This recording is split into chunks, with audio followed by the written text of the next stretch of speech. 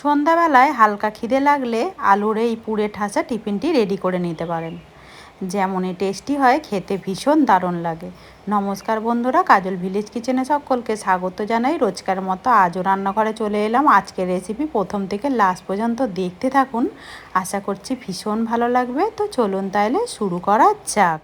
তো এইখানে টিফিনের জন্য নিয়েছি একটা সিদ্ধ করে নেওয়া আলুটাকে আগে থেকে সিদ্ধ করে রেখেছিলাম। এখানে নেব একটা ছোট গ্রেটার। এই গ্রেটারের সাহায্যে আলুটাকে সমস্তটাকে এইভাবে একটু গ্রেট করে নিতে হবে। খুব ভালো করে এইভাবে গ্রেট করে নিতে হবে, তাহলে কিন্তু দেখবে মাখানোর সময় দানা দানাও কোনো রকম থাকবে না। এটাকে এবারে পাশে রেখে দিয়ে নেব এখানে একটা বাটির মধ্যে ভেঙে নেব একটা ডিম।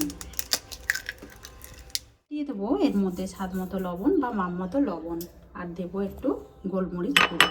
দিয়ে দিলাম সামান্য একটু গোলমরিচ গুঁড়ো, দিয়ে কাঁটা চামচ দিয়ে খুব ভালো করে ডিমটাকে ফেটে নেব। সমস্ত উপকরণগুলোকে ডিমের সঙ্গে এইভাবে 1 মিনিট মতো একটু ভেজে নিতে হবে। এখানে নিয়ে নেব আমি আলুটা, এর মধ্যে দিয়ে দেব 1 বাটি ভরে নিয়েছি ময়দা। একটা ডিম একটা আলুর ক্ষেত্রে 1 বাটি ময়দাই কিন্তু যথেষ্ট। এবারে এখানে দিয়ে দেব সামান্য একটু লবণ, মানে স্বাদ মতো লবণ। এবারে দিয়ে দেব সামান্য একটু রঙের জন্য হলুদ গুঁড়ো। যে সমস্ত উপকরণ আমরা রোজকার মতো বাজার মানে রান্না করে থাকি, সেই মশলাগুলোই আমরা ব্যবহার করব। দিয়ে দেব জিরে গুঁড়ো, আর দিয়ে দেবো এখানে সামান্য একটু ঝালের জন্য লঙ্কার গুঁড়ো। লঙ্কার পরিবর্তে তোমরা চাইলে এখানে গোলমরিচ গুঁড়ো ব্যবহার করতে পারো। এবারে আমি যে ডিমটাকে ফেটে রেখেছিলাম, এই সমস্ত ডিমটাই এর মধ্যে দিয়ে দেব। লাস্টে যেটা দিয়ে দেবো সামান্য একটু ধনেপাতা কুচিয়ে নেওয়া। এটা দিলে পরে টেস্ট হবে। চাইলে তোমরা এটা বাদও দিতে পারো। সমস্ত উপকরণগুলোকে হাতটা পরিষ্কার করে ধুয়ে তারপরে ভালো করে একটু মেখে নিতে হবে।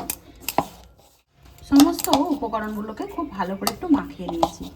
আর দেখবে মাখানোর সময় কিন্তু একটু হাতের মধ্যে লেগে যাবে, কোনো রকম ভয় পাওয়ার দরকার নেই। তারপরে একটু সাদা তেল গায়ে দিয়ে এবারে এটাকে ঢাকা দিয়ে একটু রেখে দেবো, ততক্ষণে পুরটাকে রেডি করে। একটা কড়া গরম হতে বসিয়েছি, কড়ার মধ্যে দিয়ে দেবো বেশ কিছুটা সাদা তেল।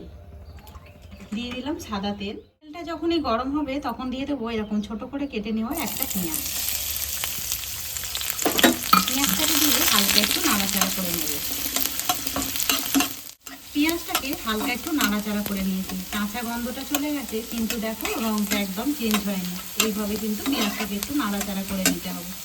এবার এর মধ্যে দিয়ে দেবো 1/2 চামচ আদা রসুন বাটা, দিয়ে খুব ভালো করে একটু মিশিয়ে নেব। এখানে দেখো খুব ভালো করে কিন্তু আদা রসুনটাকে একটু নাড়াচাড়া করে নিলাম। এবারে এর মধ্যে সুন্দর রঙের জন্য বা কালারের জন্য দেবো হলুদ গুঁড়ো, আর দেবো এখানে ওই একই মশলা দেবো এখানে জিরে গুঁড়ো। এবারে দিয়ে দেবো এখানে জিরে গুঁড়ো, আর এখানে দিলাম ধনে গুঁড়ো। একটু মিশিয়ে নেব। একটু জল দেব যাতে করে মশলাটা কিন্তু পুড়ে না যায়। খুব ভালো করে জল দিয়ে আবারও আমি নাড়াচাড়া করে নিয়েছি। দেখো তেল ছাড়তে শুরু করেছে। এবারে দিয়ে দেবো ঝালের জন্য আমি আবারও লঙ্কার গুঁড়ো দিয়ে একটু আগে মিশিয়ে নেব। আর লঙ্কাটা একটু লাস্টে দিলে পরে পুড়েও যাবে না, আর কালারটা কিন্তু বেশ দারুণ আসে। আর এখানে দেখতে পাচ্ছ মশলার একটা সুন্দর কালার এসে গেছে, আর মশলাটা কিন্তু ভালোভাবে ভাজাও হয়ে গেছে। এই ফাঁকে আমি দিয়ে দেবো এখানে বেশ কিছুটা চিকেন নিয়েছি। এই চিকেনটাকে ছোট ছোট করে কেটে নিয়েছি। কেটে নেওয়া চিকেনটাও আমি এর মধ্যে দিয়ে দেবো। আর এই সময় দিয়ে দেবো স্বাদ মতো লবণ বা মাপ মতো লবণ। লবণ আর ঝালের ভাগটা কিন্তু তোমরা তোমাদের মাপ মতো বা স্বাদ মতোই কিন্তু ব্যবহার করবে। মশলার সঙ্গে খুব ভালো করে চিকেনটাকে মিশিয়ে নিতে হবে। খুব ভালো করে দেখো মশলার সঙ্গে চিকেনটাকে মিশিয়ে নিয়েছি। এইভাবে একটু ঢাকা চাপা দিয়ে এবারে একটু রান্না করে নেব। চিকেনটাকে খুব ভালোভাবে দেখো রান্না করে নিয়েছি। এরকম কিন্তু একটা ঝরঝরে করে একটা সুন্দরভাবে পুর রেডি করে নিতে হবে। এই ফাঁকে এবারে এখানে দিয়ে দেব স্বাদের জন্য গরম মশলা গুঁড়ো, আর দেবো এখানে বেশ কিছুটা ধনেপাতা মোচানো। দিয়ে দিলাম দুটো উপকরণ, দিয়ে একটু মিশিয়ে নেব। এখানে দেখছো একদম কিন্তু পুরটা রেডি হয়ে গেছে। আর পুরটা দেখো কতটা সুন্দর লাগছে। এটি কিন্তু রুটি অথবা পরোটার সঙ্গে কিন্তু বেশ দারুণ লাগবে। তো এবারে এটা ঠান্ডা করতে রেখে এদিকে আলুটাকে যে মেখে রেখেছিলাম দেখো কতটা সুন্দরভাবে একটা ফুলে উঠেছে। এবারে এটাকে আমি একটু মাখিয়ে নেব। আর এই দেখো মাখাটা কতটা নরম হয়ে গেছে দেখছো। এবারে এখান থেকে আমি লেচি কেটে নেব। নিয়েছি একটা চাকি বেলনা, সামান্য একটু ময়দা ছিটিয়ে দেব। এবারে এখানে যে লেচিটা কেটে নিয়েছি এই লেচিটাকে আমি এখানে দিয়ে দেব। একটু বেশি করে এইভাবে 2 পিঠ কোট করে নেব। হালকা হাতে এটাকে একটু বেলে নেব। ভালো করে দেখো বেলে নিয়েছি, এরকম একটা ভাবে বেলে নিতে হবে। বেলার পরে দেখবে কিন্তু হাতের মধ্যে লেগেও যাবে না আর কোনো রকম সমস্যাও হবে না। এবারে যে পুরটাকে রেডি করেছিলাম এই পুরটাকে আমি দিয়ে দেব। ঠিক এই সাইড থেকে দিয়ে দেব, আর একটু বেশি করেই দেব যাতে করে খেতে ভালো লাগে। এই রেসিপি তোমাদের কীরকম লাগছে অতি অবশ্যই কমেন্ট করে জানাবেন। যদি ভালো লেগে থাকে একটা লাইক করে দিয়ে এইভাবে পাশে থাকবেন। এবারে এটাকে নিয়ে এসে এইভাবে আমি সুন্দর করে ফোল্ড করে এভাবে একটু মুড়ে দেব। এইভাবে হাত দিয়ে একটু চেপে দেব।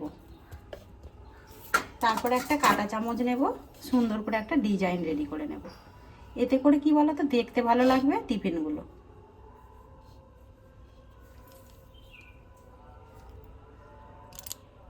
অপরদিকে আমি আবারও একটা কড়া গরম হতে বসিয়ে দিয়েছি। দিয়ে দেবো সামান্য একটু তেল, আর তেলের সঙ্গে কিন্তু আমি বাটারও একটু মিশিয়ে নিয়েছিলাম আর আগে থেকে কিন্তু একটু গলিয়ে রেখেছি। এইখানে কড়াটা যেহেতু আগে থেকেই গরম ছিল, তেলটাও কিন্তু ভালোভাবে গরম হয়ে গেছে। অপরদিকে যে টিফিনটাকে রেডি করেছিলাম এই টিফিনটাকে হাতের মধ্যে তুলে নেব। একটু সাবধানেই তুলে নেব, নিয়ে এটাকে এর মাঝ বরাবর এইভাবে দিয়ে দেব। যখনই দেখবে এইভাবে কিন্তু এটা সরে যাবে, তখনই এবারে খুন্তি দিয়ে এটাকে উল্টে দেব। কতটা সুন্দরভাবে কালার এসেছে দেখো, আর টিফিনগুলো দেখতে কতটা সুন্দরও লাগছে। ভালো করে আমি ভেজে নিয়েছি, আর এই দেখো ভাজার পরে দেখো কতটা সুন্দর হয়েছে, কতটা মুচমুচেও কিন্তু হয়েছে। এইদিকে একইভাবে আমি আরও একটা বেলে রেখেছিলাম, ওইটাকেও দিয়ে দেবো। সমস্তগুলো রেডি করে নিয়ে ফিরে আসবো। আর এই দেখো সমস্ত টিফিনগুলোকেই কিন্তু ভেজে নিয়েছি। এটা কিন্তু টমেটো কেচাপের সঙ্গে বেশ সুন্দর লাগবে। তো আজকের এই পুড়ে ঠাসা আলুর একটা টিফিন কীরকম লাগলো অতি অবশ্যই কমেন্ট করে জানাবেন। যদি ভালো লেগে থাকে একটা লাইক করে দিয়ে এইভাবে আমার পাশে থাকবেন, আমাকে সাপোর্ট করবেন আমার এরকম নিত্য নতুন রান্নার জন্য। পাশে থাকা বেল আইকনটি প্রেস করবেন। সবাই ভালো থাকবেন, সুস্থ থাকবেন, ধন্যবাদ। আবারও কোনো নতুন রেসিপি নিয়ে ফিরে আসবো। আজকের মতো এই পর্যন্ত।